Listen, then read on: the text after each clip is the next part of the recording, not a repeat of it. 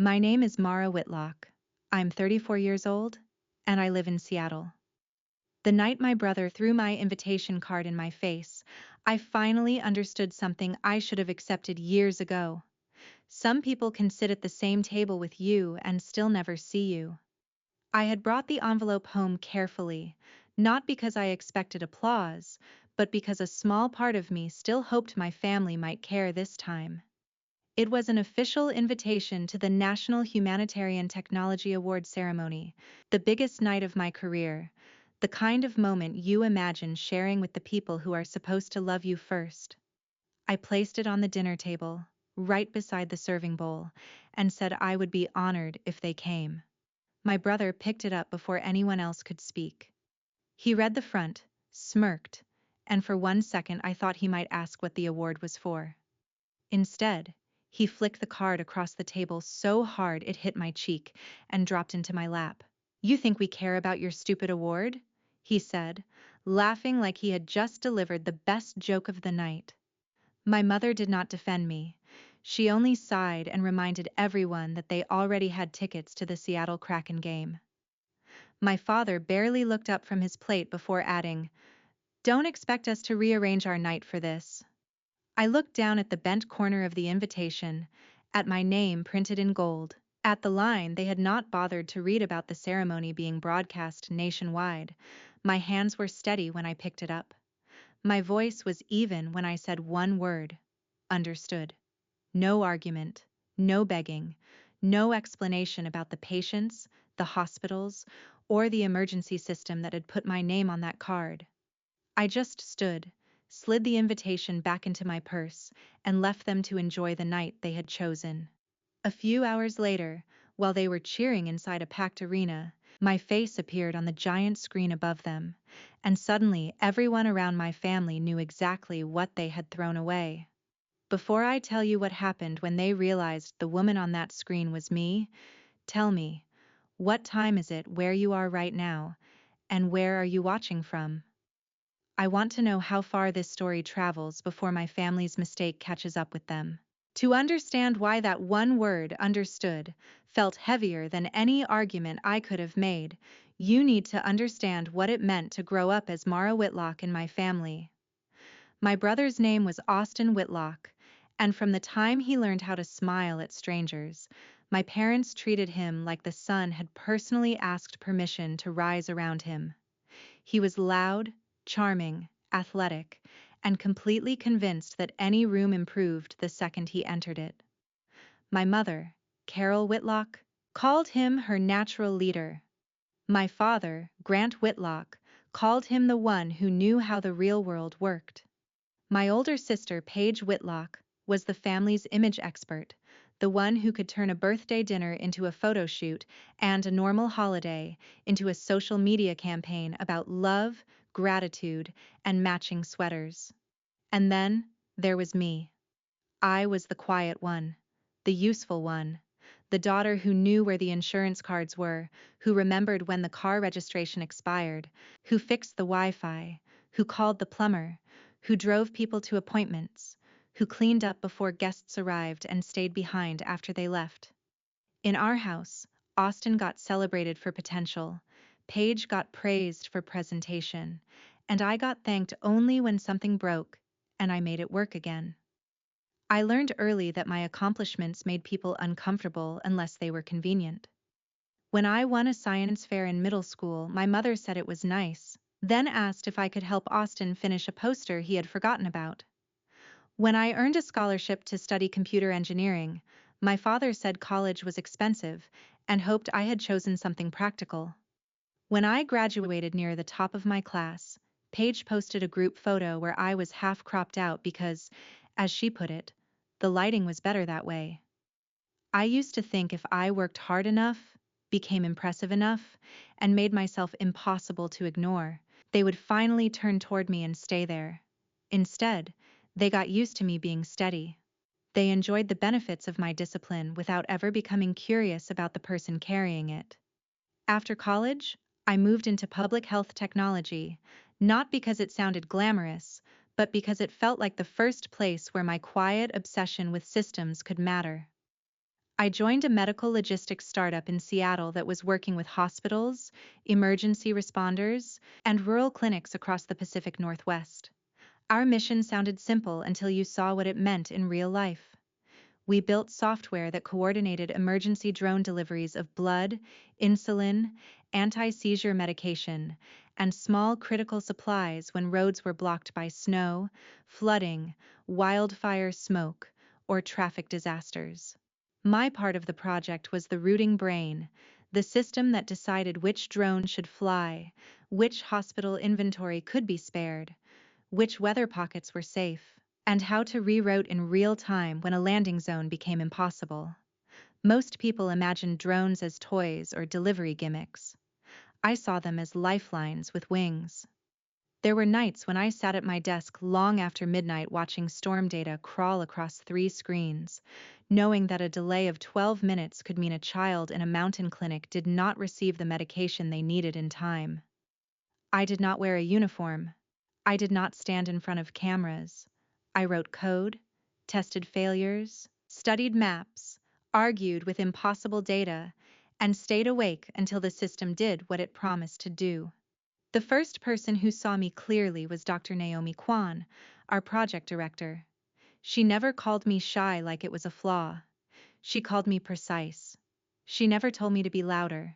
She told me that the world had enough people selling easy answers and not enough people willing to sit with hard problems until they became safer. Under her leadership, our system grew from a small hospital pilot into a regional emergency network. We helped deliver rare blood to a surgical team during a mountain road closure. We helped get insulin to a clinic on an island after ferry service shut down. We helped move medication through wildfire smoke when ground vehicles were stuck miles away. Every success was measured in quiet outcomes. A patient stabilized.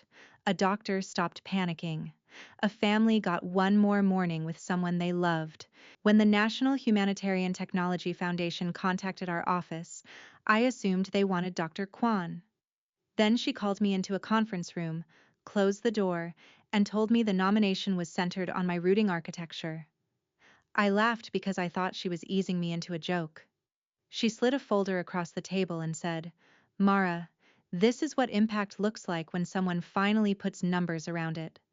Hospitals had submitted statements. Emergency managers had sent data. A rural physician had written that our system turned distance from a death sentence into a challenge they could survive. I read every page with my throat tightening, not because I needed glory, but because for once the work I had done in silence had come back with names, faces, and proof. When the official invitation arrived, I stared at it for almost an hour. 4 guest seats were reserved under my name. I could have invited only my colleagues, people who already understood why it mattered. But a small, stubborn part of me still wanted my family to witness one night where my life could not be reduced to a side note. I told myself they might surprise me. I told myself even they would understand an award connected to saving lives. Then I brought the invitation to dinner, placed it in front of them, and watched Austin throw it back at me like my proudest moment was trash. The night of the ceremony, I stood in a quiet hotel room near the Seattle Convention Center, staring at my reflection like I was waiting for her to explain how we had gotten there. I wore a dark blue dress because Dr. Kwan said it looked calm and powerful, 2 things I did not feel at the same time very often. My hair was pinned back, my makeup was simple, and the glass doors below reflected a city that had no idea my entire family had chosen hockey over the biggest night of my life.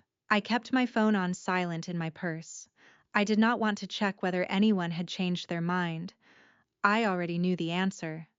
At the convention center, everything moved with polished precision. Staff members guided honorees through security.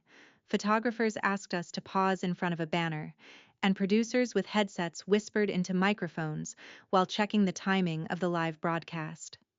The ceremony was part of a national program honoring humanitarian technology, and because one of the award categories involved emergency medicine in Washington, several local venues were carrying short live segments during public events. I knew that in theory. I did not know exactly where my segment would appear.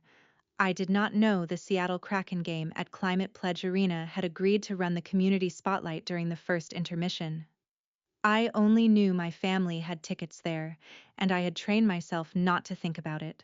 Inside the ballroom, my team filled the row behind me. Dr. Kwan sat to my right, steady and composed, with the same expression she wore before difficult launches. When I looked at the reserved seats marked for family guests, I saw 4 empty chairs and 4 small name cards that suddenly felt louder than the orchestra warming up. I told myself not to look again. The program began with speeches about innovation, service, and the people who build systems no one notices until those systems fail. I listened with my hands folded in my lap. Every time the audience applauded someone else, I felt my chest tighten a little more.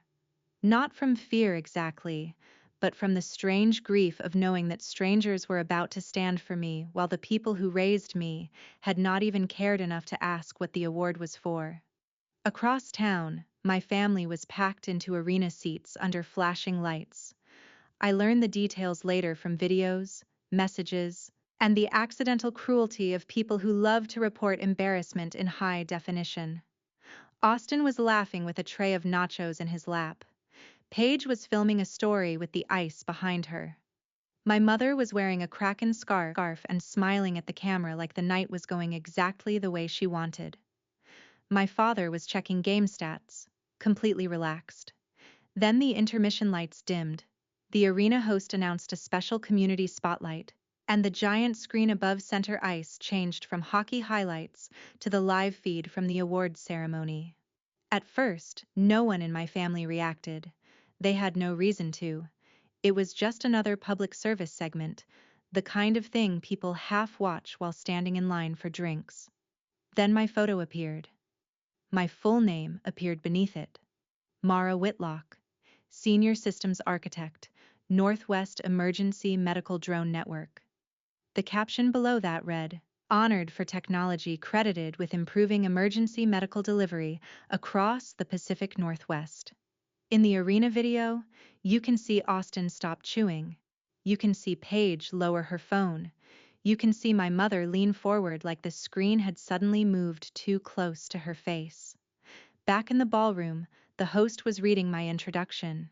He described closed mountain roads, remote clinics, weather emergencies, and a system that had helped deliver critical supplies when minutes mattered. He said the work represented a new model for public health logistics. He said my name again, and Dr. Kwan squeezed my hand before I stood. The walk to the stage felt both endless and too fast. The lights were hot. The applause was real. I accepted the award from a woman whose title sounded too important for someone like me to be shaking her hand. Then I stepped to the microphone because they had asked each honoree to say a few words. I had written something careful, but when I looked out at the ballroom, I thought of every quiet person who had ever been treated like support staff in their own life.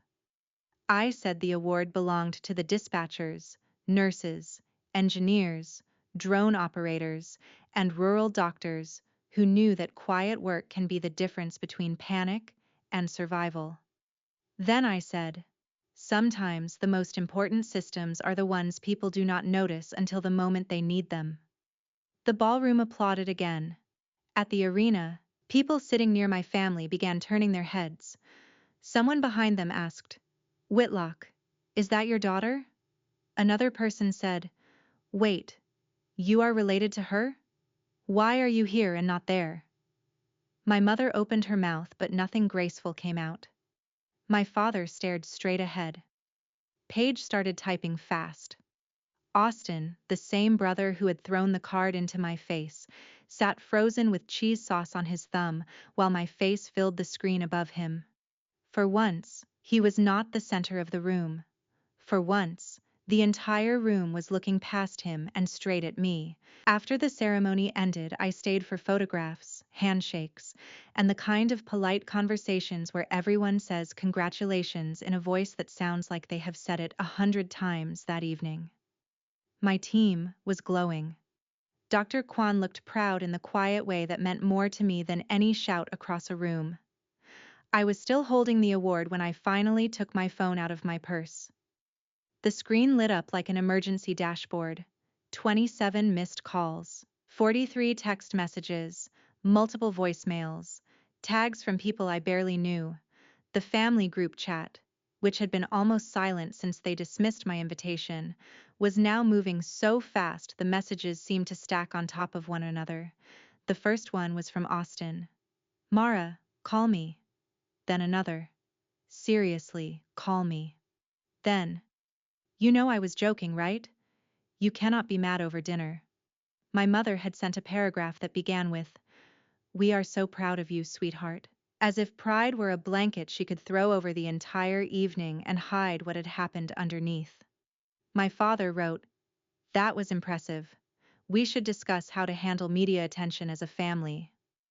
Paige sent 3 heart emojis, 2 crying emojis, and a childhood photo of us on a beach, followed by, "I want to post something beautiful about this."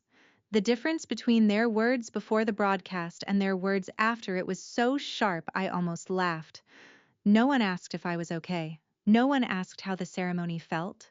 No one asked what the award meant to the hospitals, or the patients, or the people who had worked beside me for years.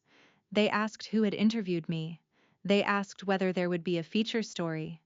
My mother asked if the local news might want to film something at the house, because she still had my old science fair trophy in a box somewhere. My father wanted to know whether the foundation worked with private contractors, because he had business cards, and did not want to miss an opportunity. Paige said a family post would perform really well if we moved quickly while people were still talking. And Austin, after 5 minutes of pretending it had all been a joke, sent the message that showed me who he really was. "Do not make me look bad over one little card thing." One little card thing. That was what he called it. Not the invitation he threw in my face. Not the night he mocked the work that had taken me 12 years to build. Not the moment my family chose a hockey game and then tried to crawl into the spotlight once strangers started clapping. One little card thing. I locked my phone and placed it face down on the table before my hands could start shaking. Dr. Kwan noticed. She did not ask for details. She just said, "You do not owe anyone immediate access to you tonight." That sentence settled something inside me. For years, I had believed access to me was automatic. Family called, I answered. Family needed, I helped. Family hurt me, I explained it gently enough that they would not feel accused. That night, standing in a ballroom full of people who respected work my own family had laughed at, I realized automatic access was not love.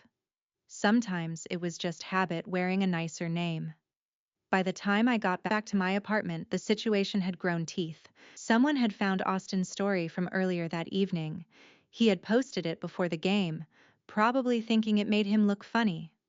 In the clip, my invitation was visible in his hand. You could hear him saying, "My sister really thinks we are skipping Kraken tickets for some nerd award."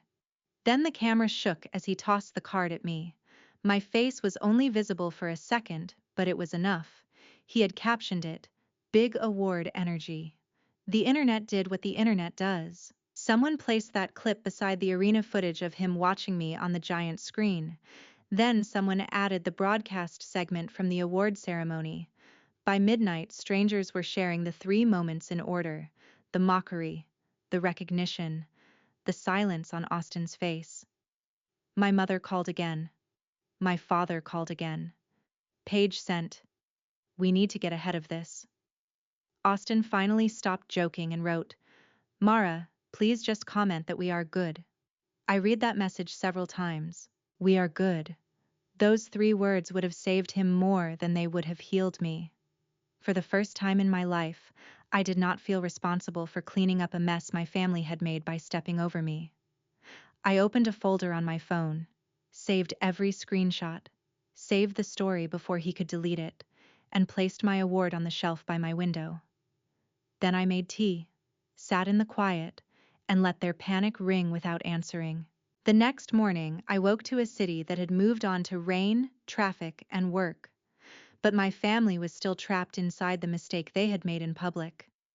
My phone had messages from cousins, neighbors, old classmates, hospital staff, reporters, and people I had not heard from since college. Most of them were kind. A few were nosy. The ones from my family felt like a strategy meeting happening without my consent. My mother wanted me to say we had all laughed about the invitation incident because siblings tease each other. My father wanted a family statement that focused on unity and private misunderstandings. Paige had already drafted a post about how proud she was to stand beside her brilliant sister, which was interesting because she had not stood beside me anywhere. Austin sent a voice message.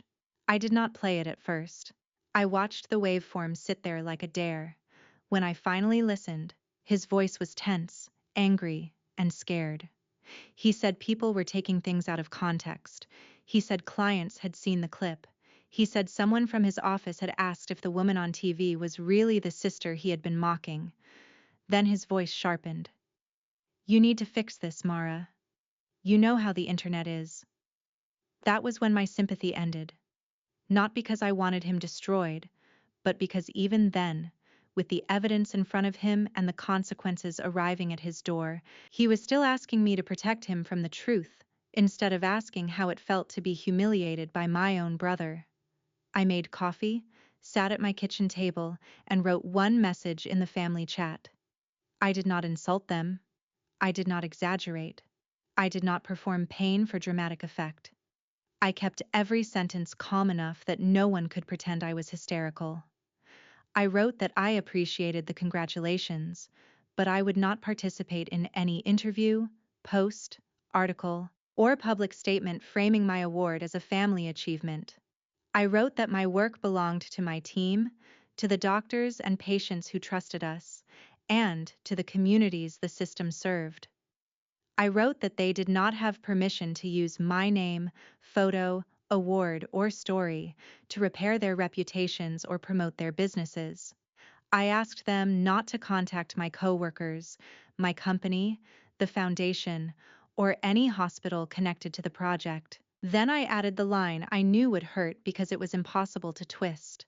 If anyone asks why you were not at the ceremony, tell them the truth. You were invited.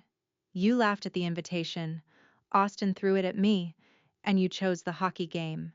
The typing bubbles appeared before I even set the phone down. My mother replied first. She said I was being cruel. She said families should not keep score. She said I was turning one uncomfortable moment into a public punishment. My father followed with the same cold authority he used when he wanted a conversation to end in his favor. He told me I was forgetting who raised me. He said I was embarrassing the Whitlock name. He said success should make a person gracious, not vindictive. Paige tried a softer route. She said she understood I was upset, but a positive family post could make everyone look better and inspire people. Austin did not bother pretending. He wrote, "You are selfish. You are loving this. You finally get attention and now you want to make the rest of us look like villains."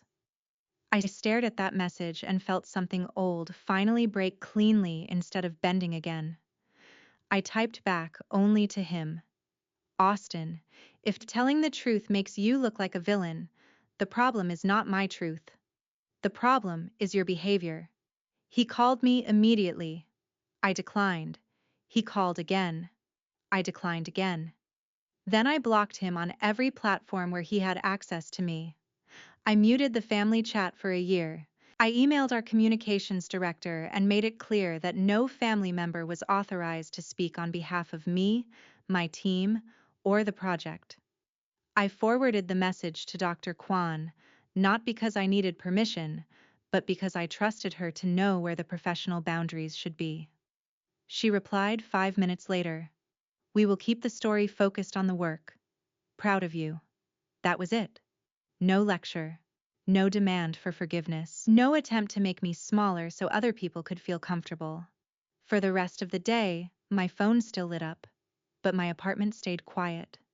That quiet felt unfamiliar, almost suspicious, like peace had entered the room, and I did not yet know whether I was allowed to keep it. By sunset, I understood that the real revenge was not yelling at them, exposing them, or begging the world to choose my side. The real revenge was removing the one thing they had always taken for granted: my availability. They had thrown away my invitation when it belonged only to me. Now that the world wanted a piece of my story, they were discovering I could throw away their access just as easily. Austin had built his entire adult identity on being likable. He sold expensive homes in Seattle by telling people he understood trust, family, roots, and community. His website showed him laughing with clients on front porches, shaking hands with young couples, standing beside my parents at a neighborhood charity event. His slogan was, "I help families find where they belong." That sentence did not age well after half the city watched him throw his sister's invitation in her face. At first, he tried to treat the attention like a misunderstanding. He deleted the story, then posted a black screen with white text saying, "People should not judge family dynamics from a short clip." That might have worked if he had not added, "My sister and I joke like this all the time." People found that sentence insulting enough to keep digging. Someone who had been at the arena uploaded a video of Austin sitting under my face on the giant screen, completely frozen while the people around him asked why he was not at the ceremony. Another person posted the original broadcast. A local account stitched everything together and captioned it, "He mocked the award before realizing the whole arena would see her win it." By Monday morning, Austin's office had received emails. By Monday afternoon, a client who was preparing to list a waterfront property quietly requested another agent. By Tuesday, his brokerage removed him from a community campaign about integrity in real estate. He called it cancel culture in the family chat, forgetting I had muted it. Paige sent me screenshots anyway through email, as if proof of his suffering might soften me. It did not. The consequences were not random. They were connected directly to the image he had spent years selling. People did not stop trusting Austin because he had a private argument. They stopped trusting him because he publicly ridiculed someone else's meaningful work, then lied about it when the attention turned against him. My father was furious, but not in a way that suggested reflection. He called the situation unfair. He said people were too sensitive. He said Austin had made one mistake and did not deserve to lose business over it. I wondered how many mistakes I had swallowed quietly over the years, so Austin would never have to learn what accountability tasted like. My mother suffered in a different way. She had spent years presenting our family as close, supportive, and admirable. She was the kind of woman who wrote long birthday posts calling her children her greatest blessings, then forgot to ask basic questions about the lives those children were actually living. After the clip spread, neighbors asked careful questions that were worse than direct criticism. Was Mara upset you missed the ceremony? Did you really have tickets already? Did Austin actually throw the invitation? At her church luncheon, someone congratulated her on raising such an accomplished daughter, then added, "It must have been heartbreaking not to be there." My mother smiled through it, but according to a cousin, she left early and cried in the parking lot. Paige's perfect family performance collapsed even faster. She posted a photo of us as kids with a caption about always knowing her little sister would change the world. Within an hour, 3 people commented asking why she had been at the hockey game instead of the award ceremony. One person wrote, "You always believed in her, but not enough to show up?" Paige deleted the post, then sent me a message saying the internet was being disgusting and I should speak up. I did not answer. She had not wanted my voice when I invited her.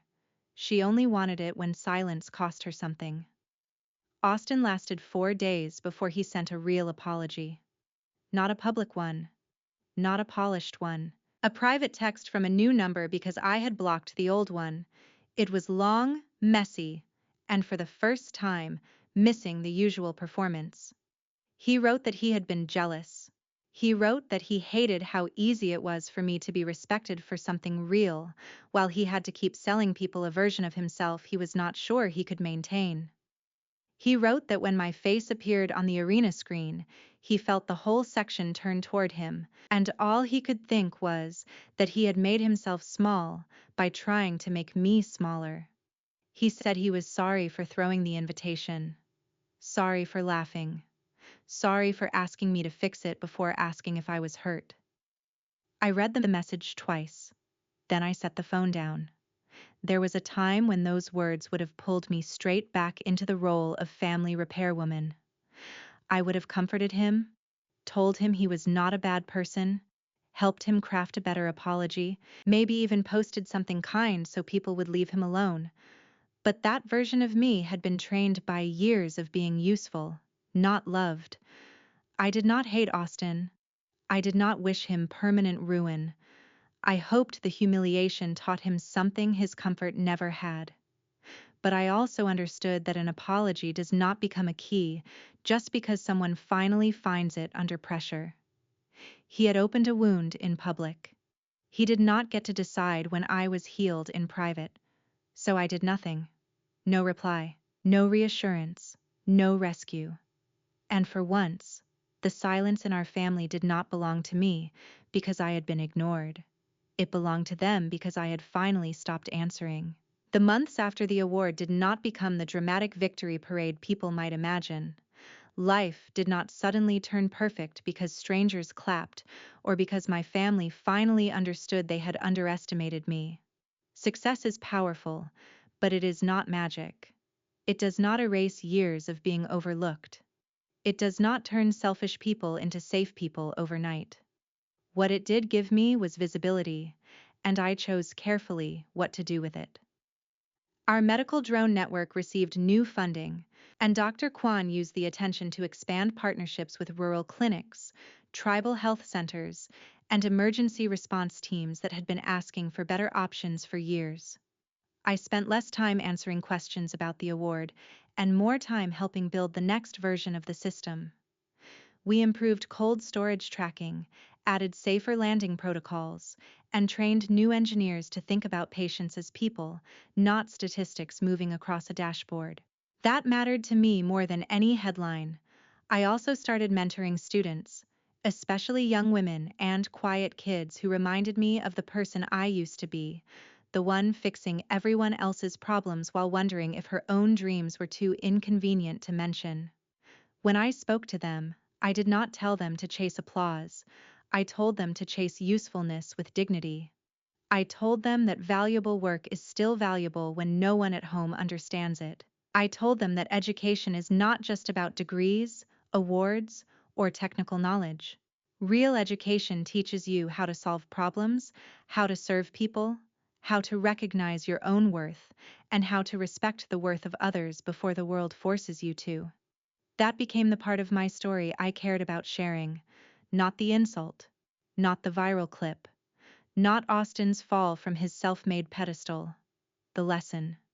Because the truth is, many people know what it feels like to be treated like background noise in their own family.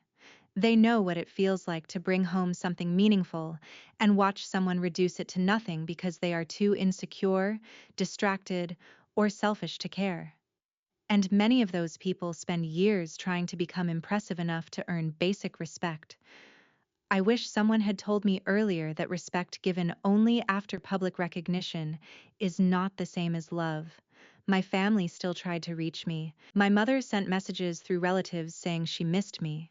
My father asked if enough time had passed for everyone to move forward.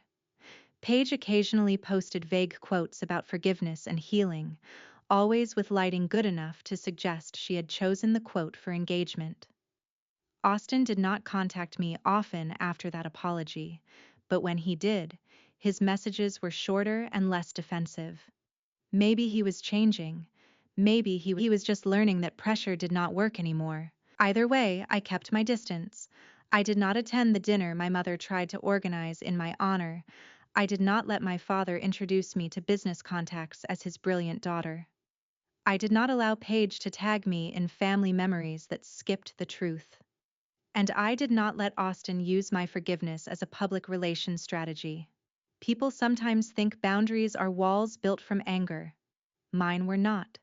Mine were doors with locks, and I finally understood that not everyone deserved a key. I built a life with people who showed up before the spotlight, friends who asked about my work when there were no cameras, colleagues who knew the late nights behind the award, students who listened because they wanted to learn, not because my name was trending. That kind of respect felt quieter than fame, but stronger. It did not need to be announced. It lived in consistency. If there is a core lesson in what happened to me, it is this. Do not let people define your value by the convenience of recognizing it. Do not shrink your achievements to keep insecure people comfortable, and do not confuse keeping fake peace with being a good person.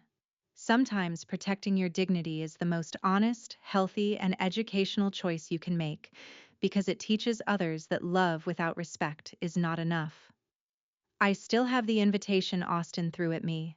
The corner is bent, and I never fixed it. I keep it in the same drawer as the award program, not because I want to remember the humiliation, but because I want to remember the turning point. That card taught me who could throw my dream away without blinking. That night taught me I could pick it back up without them. The people who only show up after the spotlight are not the reason you shine. They are only proof that you were glowing long before they looked. So let me ask you this. Have you ever had to choose between keeping fake peace and protecting your self-respect? If you were in my place, would you forgive them, confront them, or walk away and build a better life without waiting for their applause? My team and I are always working to build stories that bring viewers emotion, tension, and a meaningful message. This story is completely fictional and created only for storytelling, education, and entertainment. We hope it reminds viewers that people who truly value you will never make you feel small for having boundaries.